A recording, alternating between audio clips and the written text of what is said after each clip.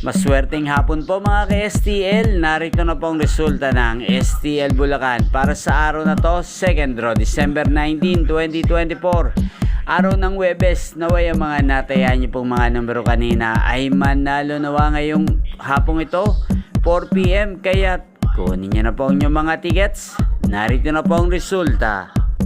Ang mga numerong nanalo sa STL Bulacan ngayong hapong ito, December 19, 2024, 4 PM. Second draw result, 19 at 7 in exact order. Sa lahat po ng tumaya kanina sa STL Bulacan para second draw ng 19 at 7, congrats po sa inyo. Panalo po kayo again, 19 at 7. At ngayong hapong ito sa STL Bulacan, shoutout po natin si Mami Johnny.